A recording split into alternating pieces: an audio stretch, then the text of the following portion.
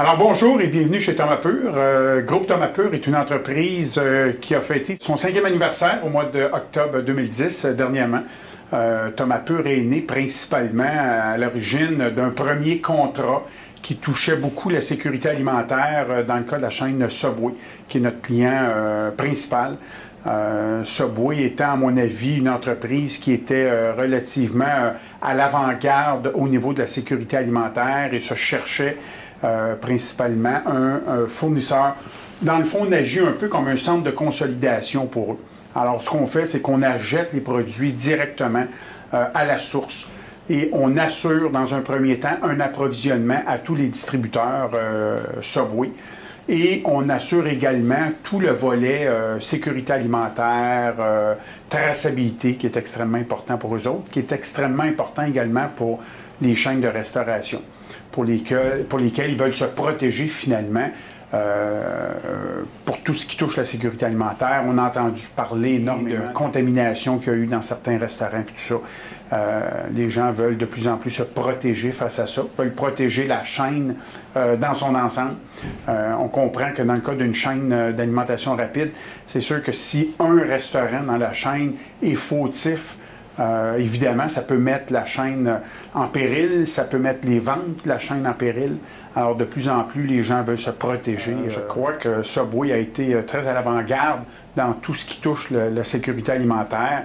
Ils ont été, à mon avis, probablement les pionniers là-dedans, d'aller aussi loin que, pour utiliser un terme anglais, ils font même le Third Party Audit, qu'on appelle en anglais, qui est finalement contrôlé à partir du champ jusqu'à l'assiette, le produit. Donc, ce qui veut dire que pour des gens comme Thomas Pur, des entreprises comme nous, il faut s'assurer dans un premier temps de faire affaire avec des fournisseurs et des producteurs qui rencontrent les normes de sécurité établies par Subway. Par la suite, le produit arrive ici. Il y a une particularité, dans le cas de Subway, encore une fois, les tomates, une fois qu'elles arrivent ici, doivent être de toute façon triées parce que les tomates arrivent, il y en a des vertes, il y en a des pas bonnes dans la caisse. Fait qu'il faut déjà trier. Il faut faire un triage au niveau de la qualité. On fait un triage également au niveau de la couleur. Et par la suite, les tomates sont lavées, débactérisées, pour créer cette espèce de mur de sécurité entre le champ et l'assiette. Évidemment, dans le restaurant Subway, il demeure quand même qu'il y a des procédures de lavage qui existent dans le restaurant, mais on veut réduire le risque qu'il y a entre le champ, le transport, la manutention, la manipulation des produits, jusqu'au moment où ça rentre au restaurant. Alors, c'est un peu notre rôle dans tout ça.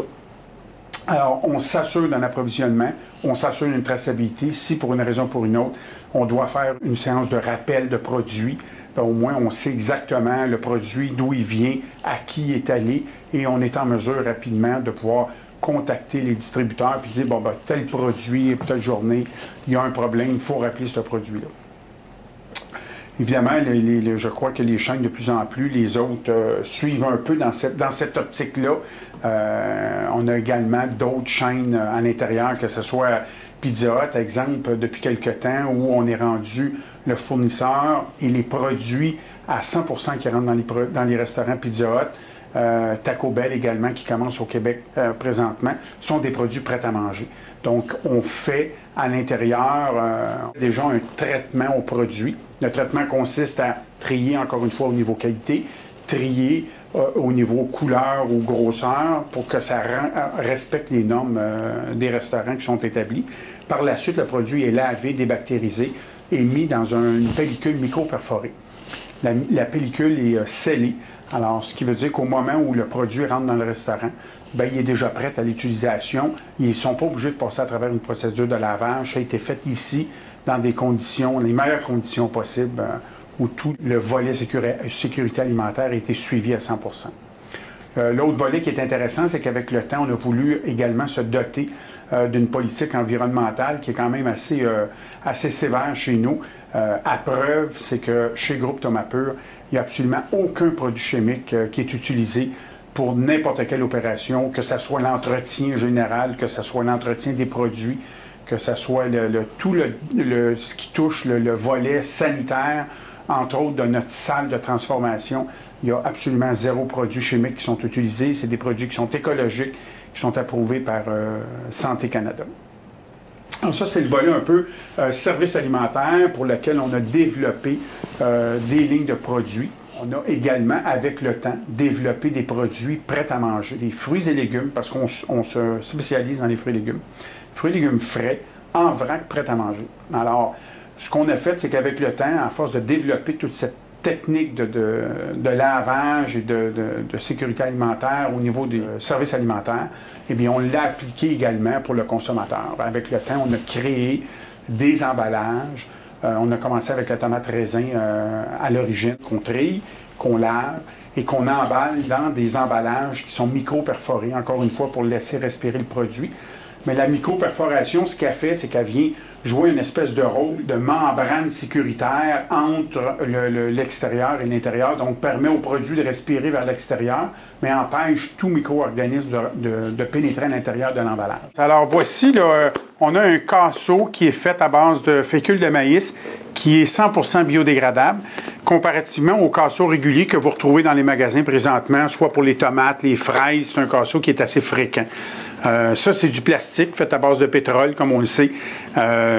C'est un peu pourquoi je vous disais tantôt, nous, on mise là-dessus, puis on vise ça parce qu'on croit que, excluant ceux qui le recyclent, excluant également ceux qui l'ont recyclé, mais que pour des différentes raisons dans les centres de recyclage n'ont pas eu le temps de le faire ou il y avait trop de travail, bien, à chaque fois que ce casseau-là se retrouve dans le site d'enfouissement, on parle de centaines d'années avant que ça se désintègre dans le site, alors que notre produit, une fois qu'il est dans un environnement idéal pour la désintégration, on parle d'environ 47 jours. Alors, on voit le produit, comme je vous parlais tantôt, là, il n'y a aucune différence visuelle. Le produit est aussi transparent un que dans l'autre. Et on le voit également là, une fois qu'il a été avec l'étiquette. Et on voit également là, le logo, toujours le même logo vert qu'on y apporte, qu'on lui appose concernant la biodégradation. Et comme je vous disais tantôt, le casseau comme tel est biodégradable, l'étiquette également est biodégradable. Parfois, les gens avaient tendance à dire qu'il y a un peu de suremballage dans le produit parce que le fait qu'on vendait des produits prêts à manger, nécessairement, il fallait emballer le produit, mais il fallait également sécuriser le produit. Donc, ce qui fait que dans un casseau régulier, normalement, dans les fruits et légumes, vous ouvrez le casseau, vous touchez au produit, vous pouvez manipuler le produit. Dans le cas de notre produit, vous ne pouvez pas le faire. Alors, au moment où on ouvre le casseau, il y a une pellicule qui est micro-perforée, qui est appliquée. Donc, le consommateur ne peut pas toucher au produit, ne peut pas manipuler le produit aussi longtemps, en principe, qu'au moment où il la jette, il arrive chez eux. À ce moment-là, il peut briser la pellicule, mais il peut le manger immédiatement, il peut le mettre dans ses salades ou quoi que ce soit.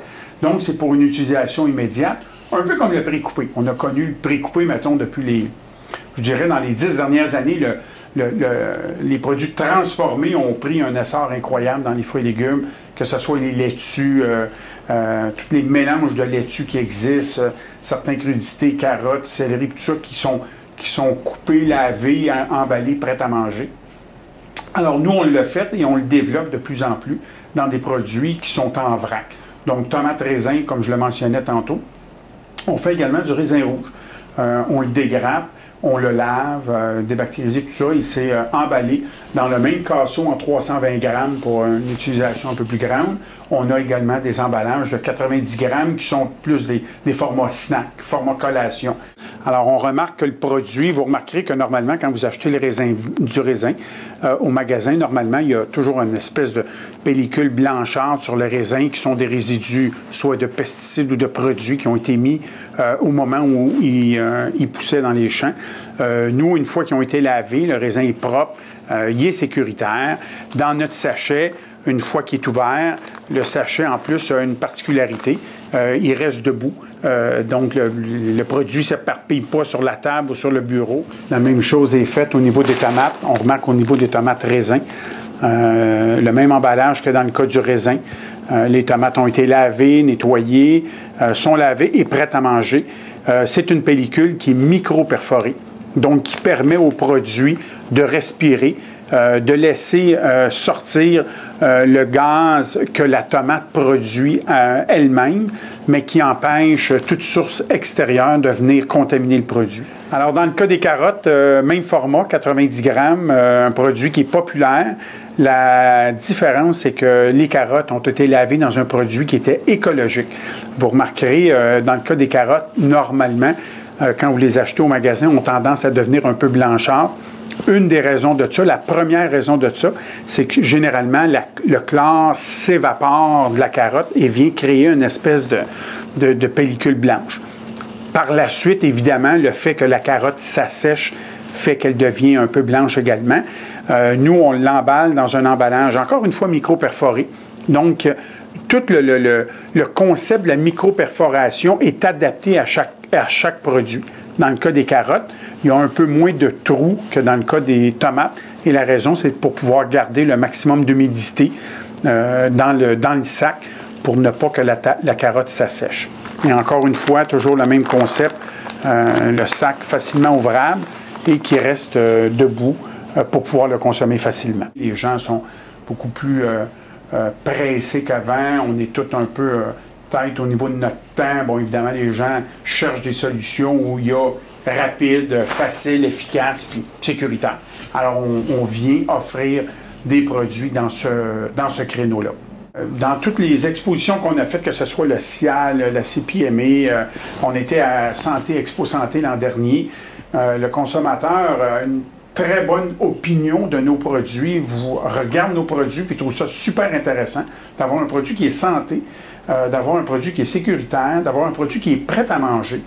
Parce qu'il ne faut pas oublier que Santé Canada suggère fortement lors de l'achat de vos fruits et légumes en vrac, normalement, de passer à travers une procédure de lavage qui est nécessaire. Il ne faut pas oublier que quand vous prenez les produits qui poussent dans le champ, il y a des gens qui travaillent dans la terre, puis tout ça, qui prennent les produits sont manipulés, sont emboîtés. Par la suite, ça s'en va dans des distributeurs. Il y a des gens qui touchent à ça pour 50 000 raisons. Par après, le produit est mis dans les gros magasins à chaîne. Les produits sont en vrac. Alors, on a la possibilité, en tant que consommateur, d'arriver et toucher à tous nos produits. Ça fait un peu partie de nos habitudes d'achat. Touche aux tomates, puis touche à ci, touche à ça. C'est toutes des sources de contamination produits. Alors, Tomapur, avec le produit en vrac, travaille également des produits d'emballage. Donc, on le mentionnait tantôt, on fabrique des produits prêts à manger. On fabrique également des produits standards qu'on passe sur notre machine automatisée. Alors, on fait des tomates cerises, des tomates raisins dans la machine que vous avez vue tantôt, avec l'automatisation de l'étiquetage et de l'emballage. Je dois me féliciter d'avoir des gens qui en mangent et qui ont autant la passion que moi de vouloir développer tout ce concept de prêt à manger dans le fruits et légumes en vrac. On a une jeune équipe qui se donne à 100% dans notre mission pour pouvoir faire un succès de groupe Tomapur jusqu'à maintenant. Je considère que c'est un beau succès. On a été les pionniers, puis on l'est encore dans tout le développement des fruits et légumes en vrac prêts à manger.